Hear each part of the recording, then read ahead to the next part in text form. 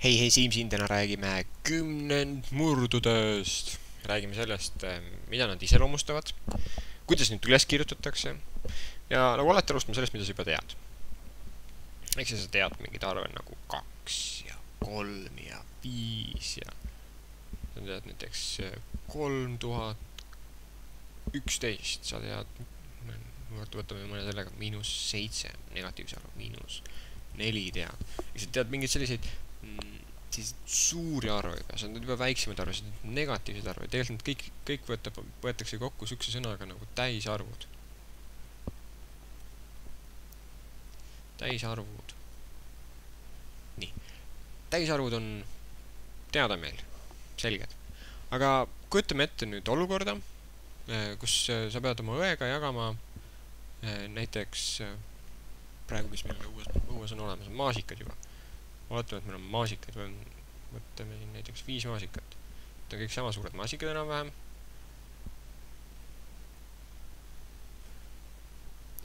5 täis, paneme värviga sisse pisut. Nii ilusad punased ahvatlevad. Praegu tuli maasika isu.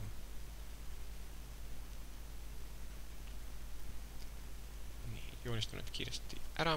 Paneme neile selle rohelise osa ka peale.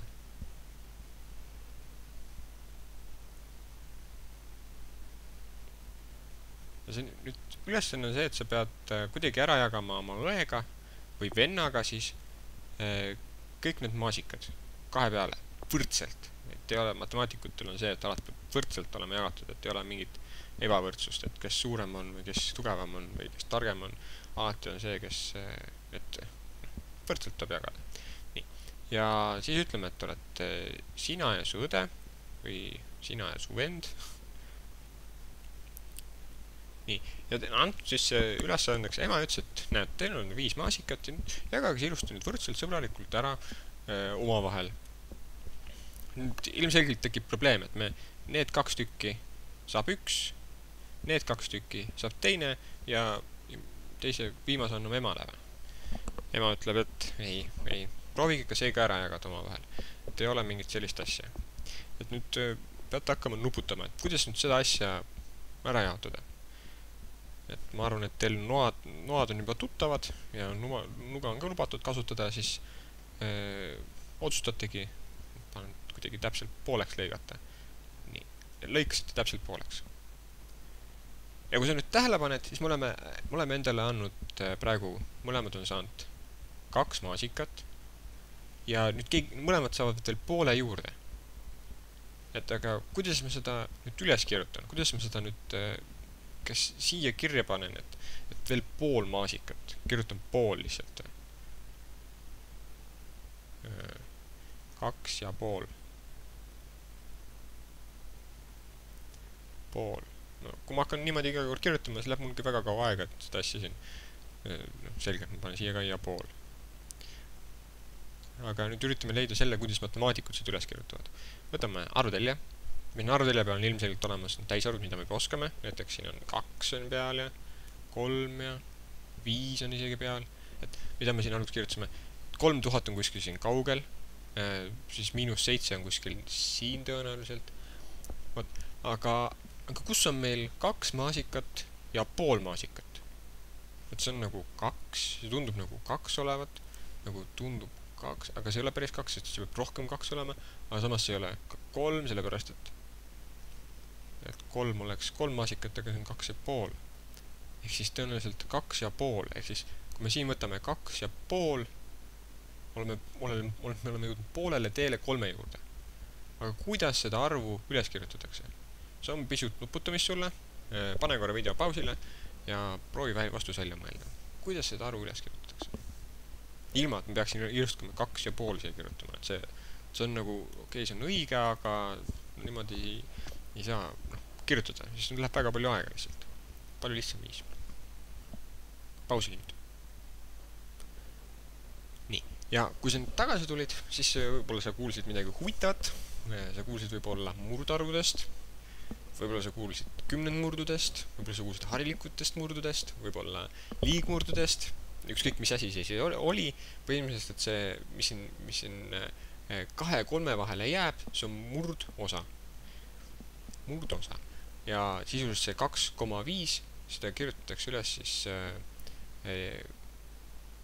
kui ma ütlesin 2, ma kirjutan selle kollasega, kuna meil täisosad on kollasega, 2 ja murdosa algab koma 5.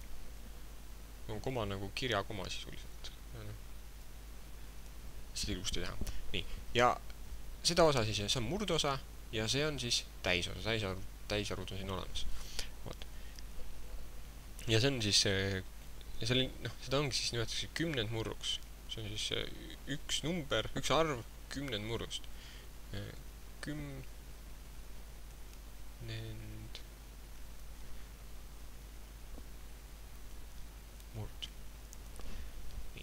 Ja see number väljendab seda, et sina ja su õde olete saanud mõlemad 2,5 maasikat. Ehk siis 2,5 maasikat sinule. Ma kirjutan siia välja siis 2,5 maasikat ühele ja 2,5 maasikat teisele. Vaat. Ma nüüd räägin, kuidas see nüüd 5 tuli, et kui 2,5, et miks see nagu midagi muud ei ole kui 5. Võtame siin arvtelje ja proovime hakata nüüd sellele peale arvusid panema. Paneme kõigepealt, et me tahame teada, miks see 0,5 tuli.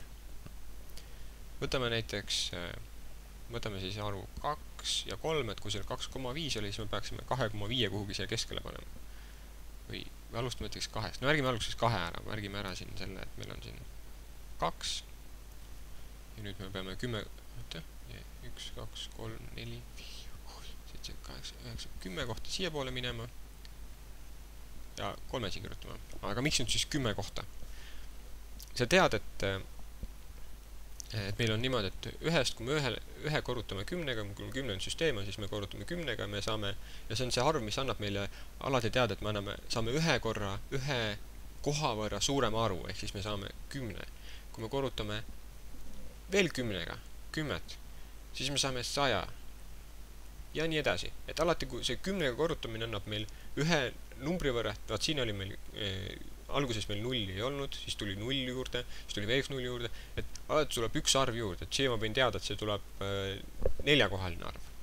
Nii, aga kui me nüüd läheme teistpidi, siis see reegel mõnes mõttes kehtib ka, aga nüüd pisukese nipiga. Ehk siis, kui me ei saa nagu ühest numbrist väiksemaks minna, siis matemaatikud on välja mõeldud, et okei, et lähme siis suuremaks jälle.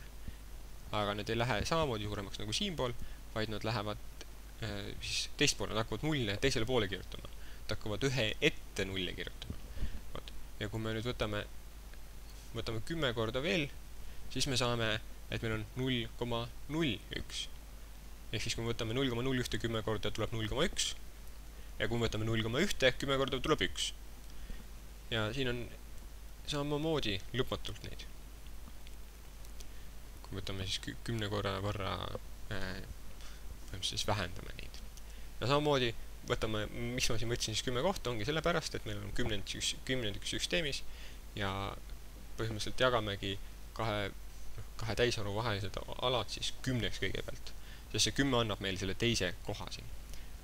Ja kui me nüüd otsime, et mis siin on, et kui me jagasime nad 10, siis me võime sisuliselt kirjutada siia 1, 2, 3, 4, 5, 6, 7, 8, 9 ja 10 annab 1 juurde.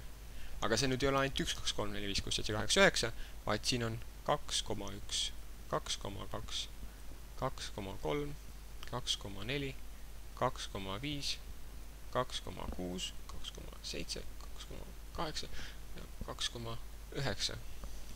Ehk siis need arvud on kõik kahe mingit, siis 2 on täisosa sellel ja murdosa on siis koma midagi, koma 1, 2, 3, 4, 5, 6, 7, 8, 9.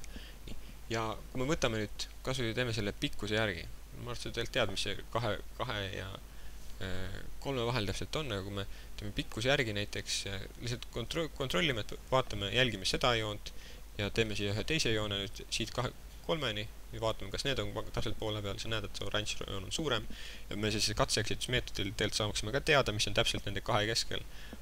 Aga ma ei hakka seda nüüd tegema, et tegelikult on üsna selgelt võimalik aru saada seda, et 2,5 on täpselt 2 ja 3 keskel.